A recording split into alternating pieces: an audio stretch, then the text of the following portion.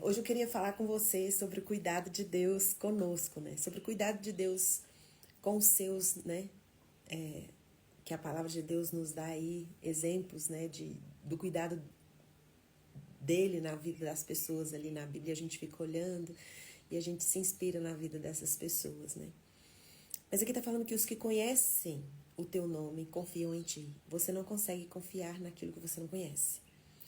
Se você tá aqui me vendo, mas você não me conhece. Então, confiar totalmente em mim depende de vocês também me conhecerem mais, me conhecerem melhor. Quanto mais você tem um conhecimento sobre algo, mais o seu coração tem aquela confiança ou desconfiança. Quando nós conhecemos, nós sabemos se a gente pode confiar completamente ou não confiar de jeito nenhum. Mas fala que quando as pessoas conhecem a Deus, elas confiam.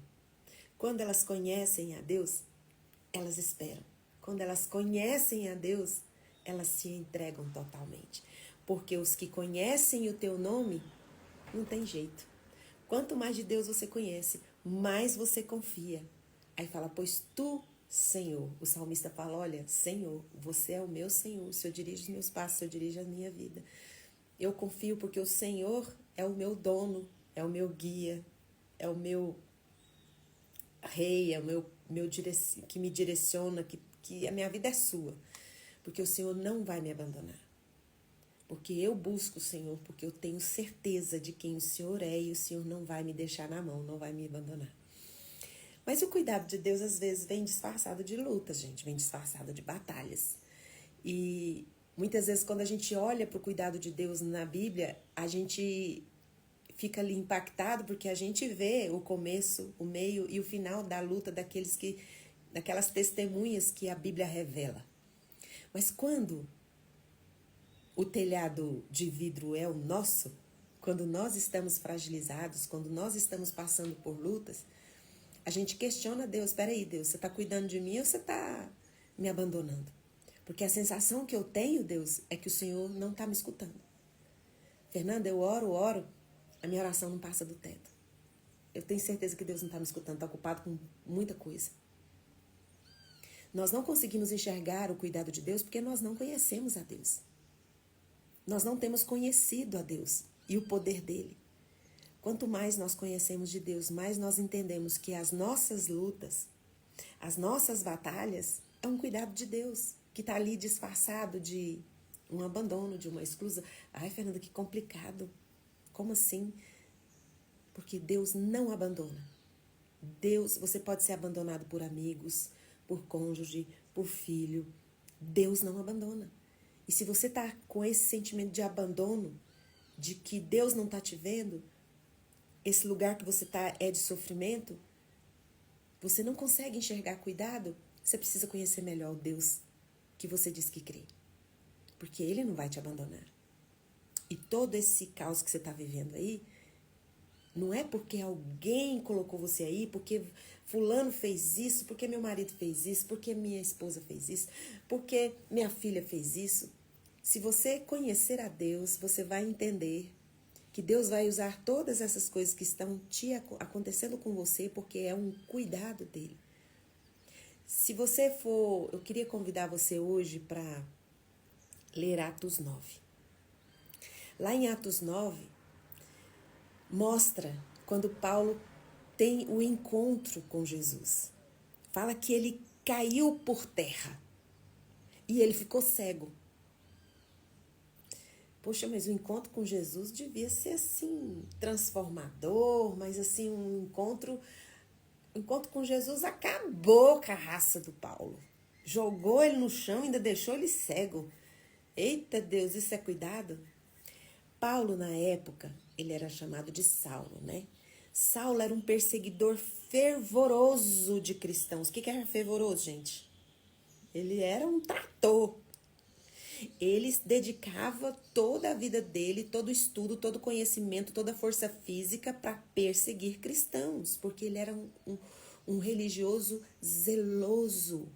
Ele cria que o que ele estava fazendo era algo que agradava a Deus. Então, ele fazia ele era marcado, o histórico, o currículo de Paulo era marcado por muito zelo.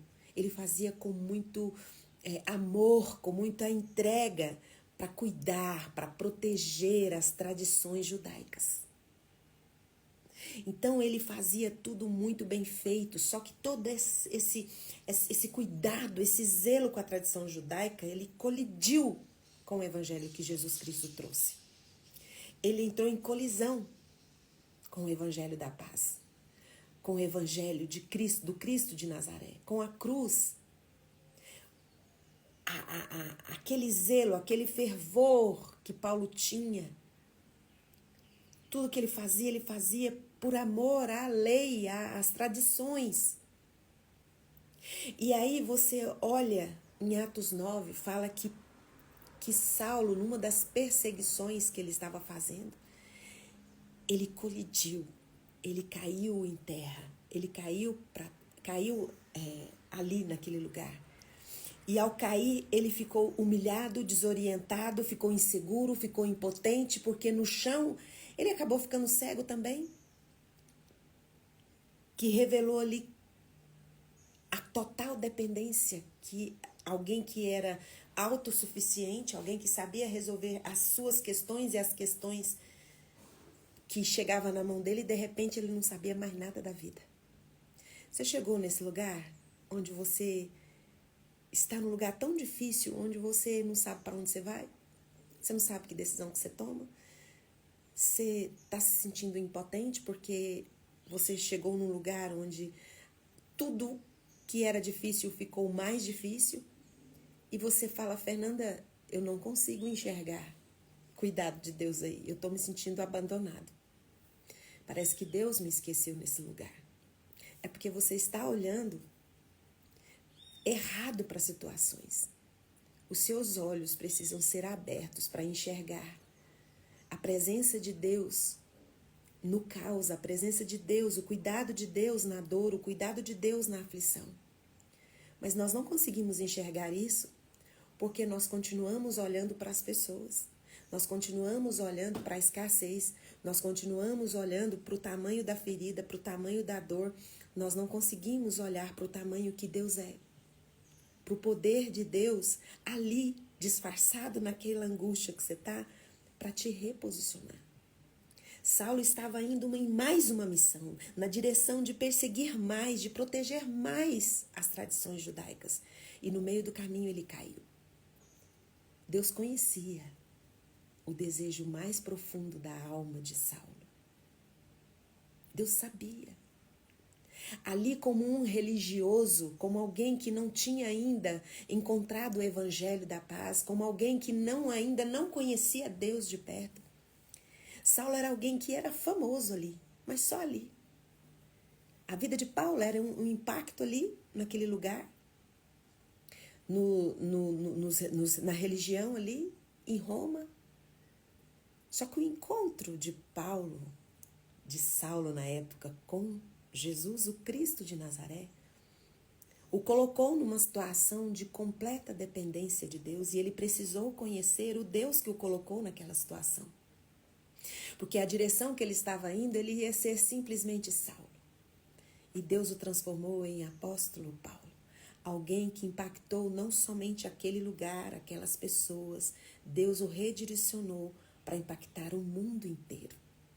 E a vida de Paulo nos alcançou. O testemunho dele, a vida dele, foi projetada numa proporção muito maior do que aquele espaço que ele tinha, que ele vivia. Ele tinha uma fé genuína. Ele não estava sendo ali mal ou estava fazendo aquilo com más intenções. Ele fazia aquilo crendo que ele realmente estava certo. Então, muitas vezes nós estamos numa caminhada, indo numa direção, onde você está cometendo erros, equívocos, mas não é de propósito. Você acredita realmente que está certo. Você acredita realmente que você está no lugar certo, que você está com as pessoas certas. Só que lá no seu coração, no íntimo da sua alma, Deus te conhece.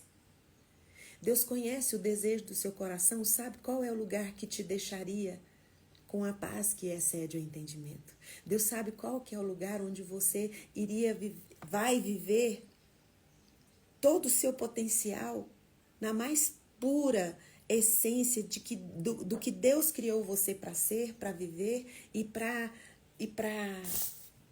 ter plenitude. E muitas vezes nós ficamos satisfeitos com o que nós temos nas mãos, mas Deus olha e diz: eu tenho mais para você. Você acha que tudo isso que você está vivendo, tudo isso que você construiu, que imaginou para sua vida, que tudo isso tá bom? Deus olha e fala: eu tenho mais para você. Porque nós fantasiamos, nós criamos, idealizamos relações, idealizamos projetos. E muitas vezes nós achamos que é isso que a gente precisa, que é isso que a gente... E muitas vezes quando Deus não vem interferir com o cuidado dele para te redirecionar, para tirar você desse lugar, o que faz? Você começa a diminuir de tamanho para se encaixar nos lugares. Você começa a renunciar coisas que Deus quer que você viva para poder ser aceito nos lugares. Sabe, Paulo, ele estava realmente fazendo de coração e ele era aceito porque ele se encaixava naquele padrão. E ao encontrar Jesus, ele viu que ele podia ser mais, podia fazer mais. A vida de Paulo impacta todo mundo que lê, que vai ouvir o que Paulo tem a dizer. A gente vê que a vida dele, o que ele viveu e o que ele vivenciou nele, o evangelho puro de Jesus, transformador, nos alcança e transforma também a nossa vida. Ele, ao invés de fazer parte só de a biografia dele, de ser um homem fervoroso que perseguia cristãos, que era zeloso com as leis judaicas, que protegia, que fazia só... Em vez de ter só isso na biografia dele, Deus o projetou para o mundo com o evangelho da paz, transformador da paz. Deus transformou Paulo, mas jogou ele ali naquele lugar. Ele teve que cair o ego, teve que cair o entendimento. Veio a insegurança, alguém tão estudado quanto Paulo, chegou naquela situação onde nenhum conhecimento da terra podia ajudá-lo. Nada de tudo que ele estudou ajudaria ele naquele momento. A única forma que tinha de Paulo sair daquela situação era depender de Deus. Era ter fé em Deus. Então talvez você esteja num lugar onde você se sente tão impotente. Para todo lugar que você olha, você não vê um lugar firme para se agarrar. Você precisa conhecer o Deus que te criou e confiar nele. E ao invés de olhar para as pessoas e ficar ofendido pelo que as pessoas fizeram com você ou estão fazendo, você fala: essa é a oportunidade que eu tenho de ver Deus de perto. Porque a minha luta, a minha guerra não é contra pessoas. Lá em Efésios 6:12 fala: a nossa luta não é contra carne ou sangue, mas é contra o inimigo das nossas almas, contra o sobrenatural. Se você olhar para a sua situação hoje, parar de culpar as pessoas e entender que é uma oportunidade de você ver de perto o cuidado de Deus, porque o caminho que você estava indo, você não ia viver o que Deus criou você para viver. Você ia viver na força do seu braço. E a força do seu braço acaba. Nós precisamos da presença dele na nossa vida, porque os obstáculos espirituais nós não temos forças para remover da nossa vida. Nós precisamos de que Deus intervenha. Saulo estava indo fazer algo que na cabeça dele, no entender dele, do grupo que ele pertencia, era correto. Mas Deus o fez cair em terra. E a queda de Saulo fez com que ele visse a presença de Jesus.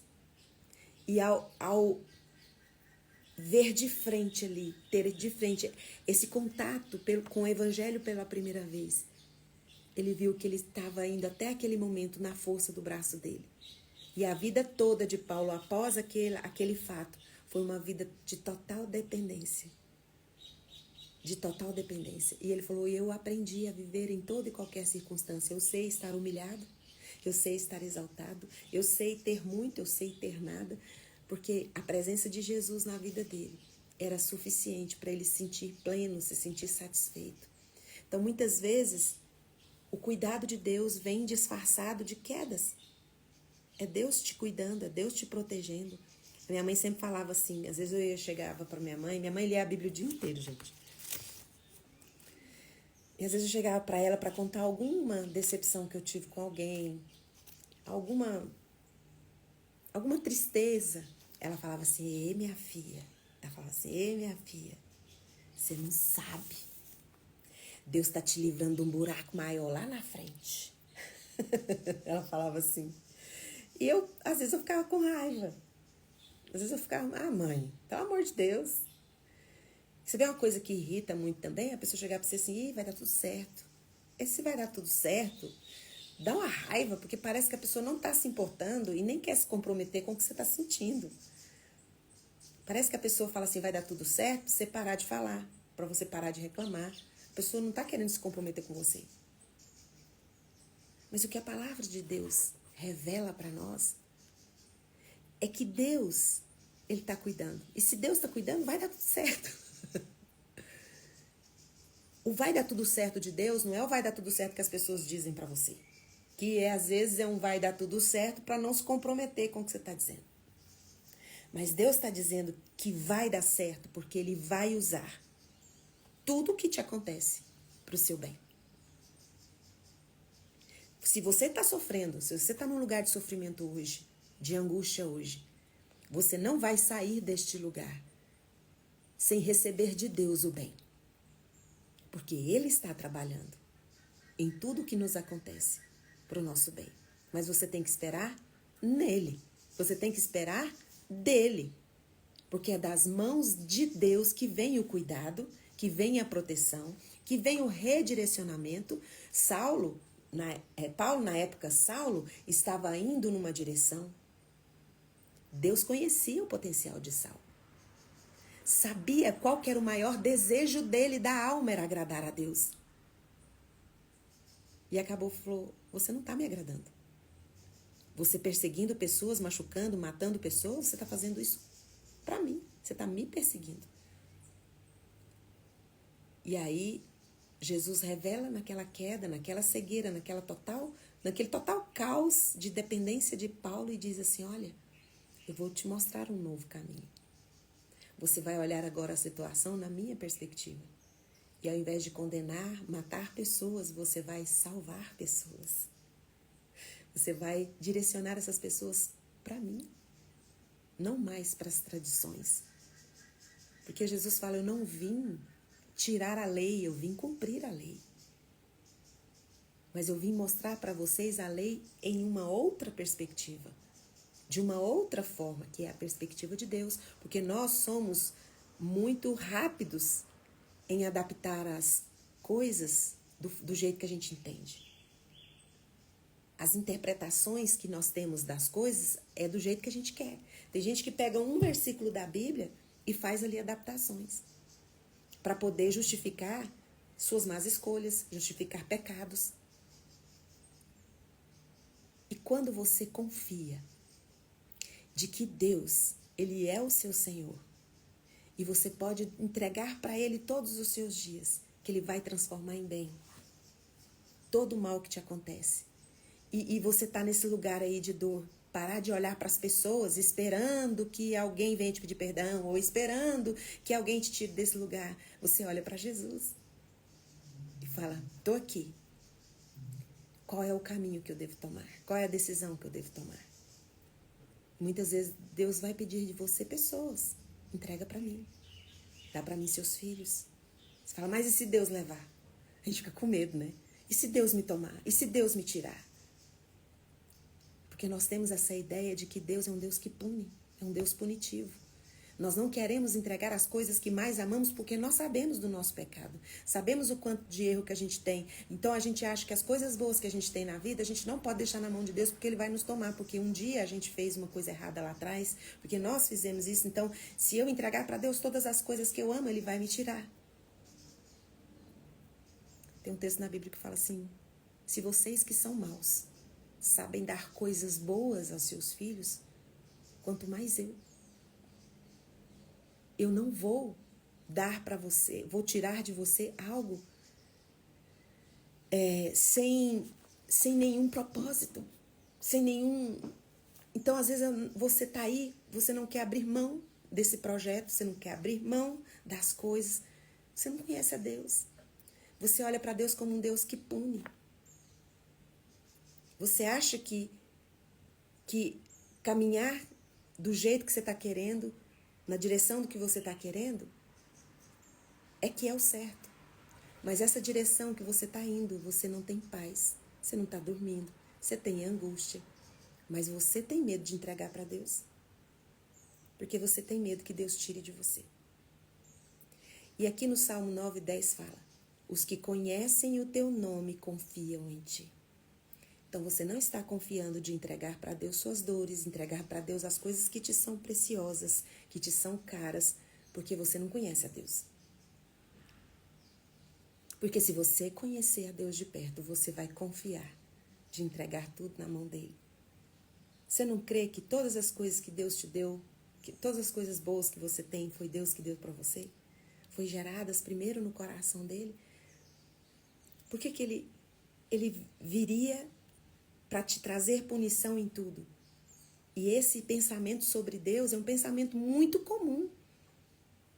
E o inimigo das nossas almas usa para nos afastar da presença de Deus. Sendo que Deus pode tirar de você, você entregando ou não. Se Deus quiser tirar tudo, ele tira, ele tem esse poder. Não é você segurando que você vai ficar sem. Muito pelo contrário.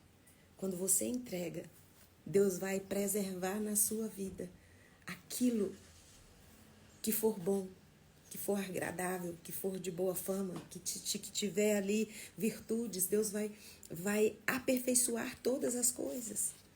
Mas enquanto você segura, e o inimigo das nossas almas, Satanás, diz para você: não entrega, não confia, Deus vai te tomar, Deus vai te tirar. Esse olhar para Deus dessa forma é um olhar satânico que te afasta da presença de Deus. Deus tem o poder de dar, de tirar a hora que Ele quiser. Mas Deus não quer impor a vontade dEle. Ele quer que você o busque, que você o ame como uma decisão, como uma escolha. Porque Ele vai usar todas as coisas para cooperarem para o bem daqueles que o amam, daqueles que esperam nele. Tudo vai concorrer para o seu bem. Até esse lugar difícil que você está, você vai ver que é Deus te redirecionando. Você estava indo na direção errada. É Deus te reposicionando na sua história. Você ia ter uma vida pequena e Deus quer que você tenha uma influência maior, abranger mais o seu espaço, e Deus quer te projetar para o mundo. Porque Ele veio e entregou o Filho dele por amor ao mundo. E você e eu que o conhecemos, precisamos confiar nele e entregar tudo para ele.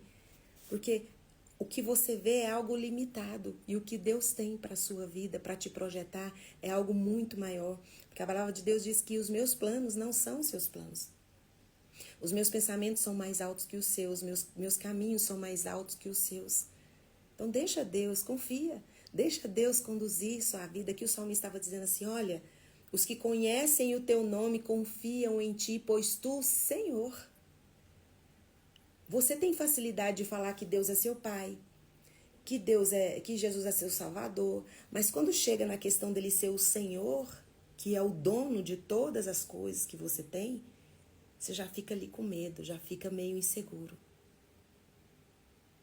Quanto mais você adiar para colocar nas mãos dele tudo que você tem, tudo que você é, com medo de uma punição, mais distante você fica da plenitude, de ser completo, de estar em perfeita paz, sabendo que Deus, Ele cuida de você. Lá em Salmo 38:9 fala assim: diante de ti, Senhor, estão os meus desejos todos e a minha ansiedade não te é oculta. Por que que Deus fez que Paulo caísse? O deixou cego por alguns dias. Deus conhecia a verdadeira intenção do coração de Saulo. Por mais que as pessoas tinham medo dele, por mais que as pessoas o viam como vilão da história, Deus sabia que no fundo do coração, do desejo da alma de Saulo, era ser fiel a Deus. Mas ele estava fazendo do jeito errado. Muitas vezes nós precisamos ser chacoalhados. Nós precisamos que Deus desorganize nossas caixinhas. Porque a gente acha que está certo, que é daquele jeito, e Deus tem mais, muito mais. Deus tem infinitamente mais para você. Daniel, para terminar essa live. Daniel, se você for ver a história de Daniel, né? Por quê? Ele orava a Deus 3 vezes ao dia. Estava na presença de Deus, porque justamente Daniel foi jogado na cova dos leões. Por que que foi jogado na fornalha? Se ele era alguém tão temente a Deus. Por mais que pareça injusto que alguém de oração passe por uma aflição, que alguém... Tem gente que fala assim, Fernanda, aconteceu uma coisa comigo ano passado, né? As pessoas falam assim, eu não entendo se não é uma mulher de oração. Gente, todos nós deveríamos ser pessoas de oração. Vamos combinar. Vamos começar por aí.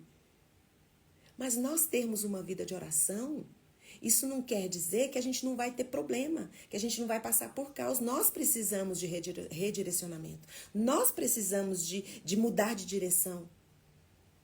Principalmente se você é alguém que tem contato com ele, você precisa enxergar que quando a sua vida acontece algo inesperado, algo difícil, não são as pessoas. Você tem que olhar para Deus e falar, Deus, o que o Senhor quer de mim nessa situação? Daniel, ele era só ali um sábio. E de repente, quando você vê a história de Daniel, depois que ele foi para a cova dos leões, depois que passou pela fornalha,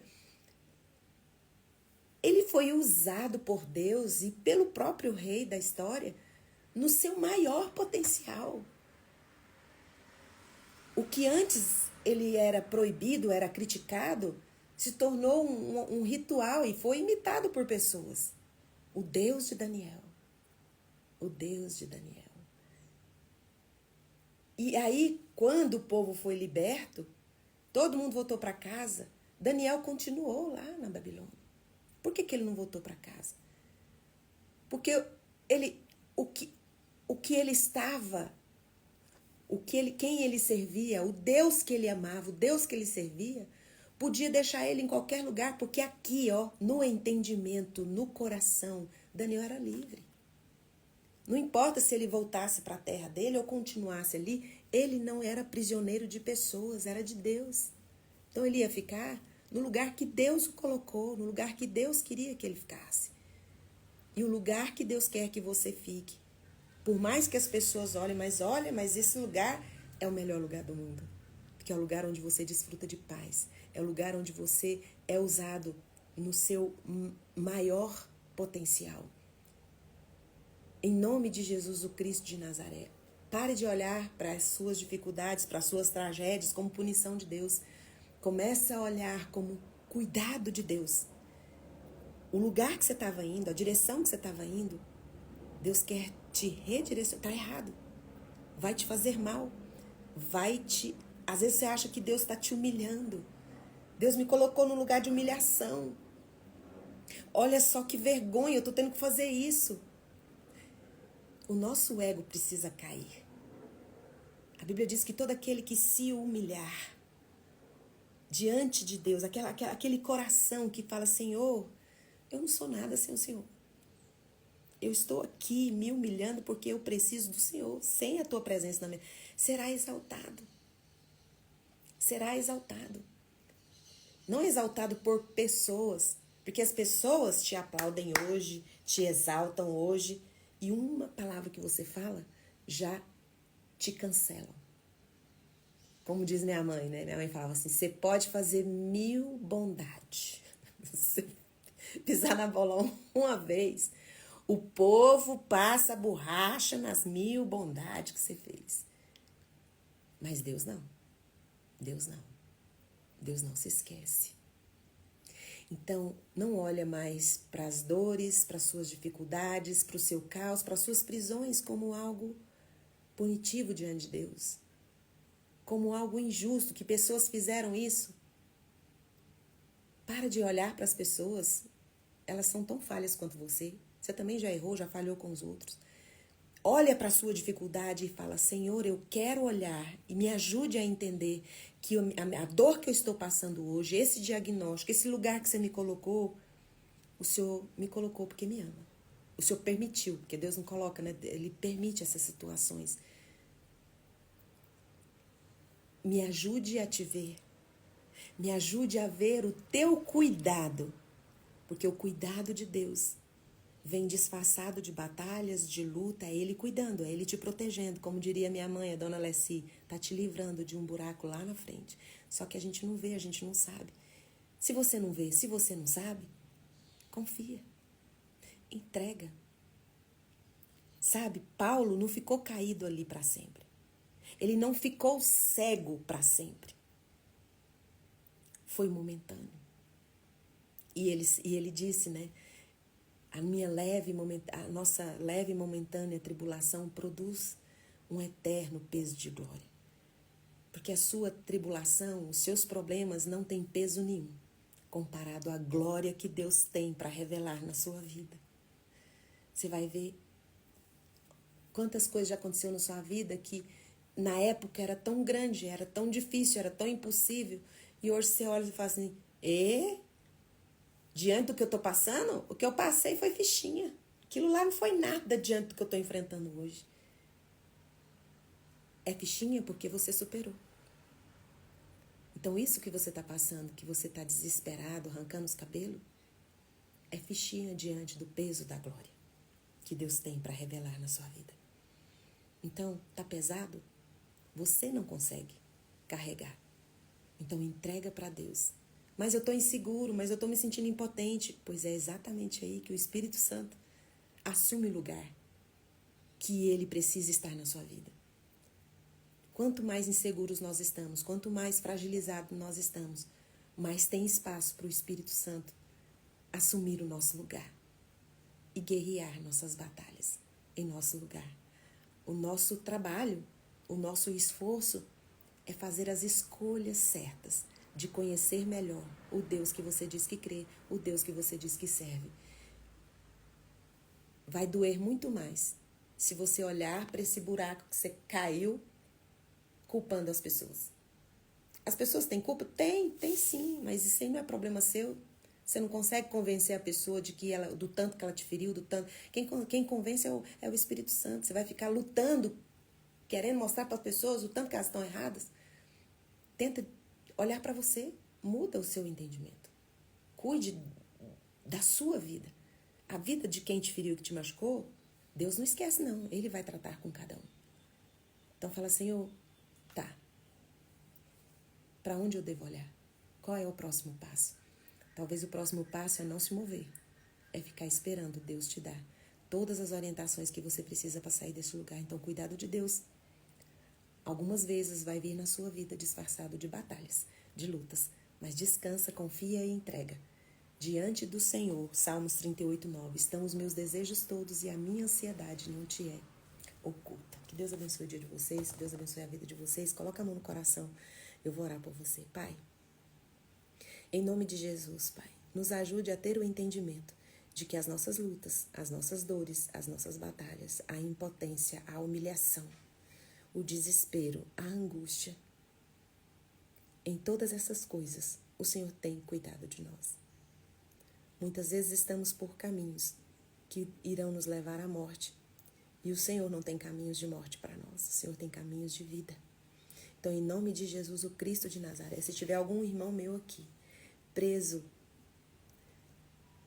com o entendimento de que pessoas são culpadas por elas estarem aí, que em nome de Jesus elas possam entender que o Senhor vai cuidar de toda a injustiça.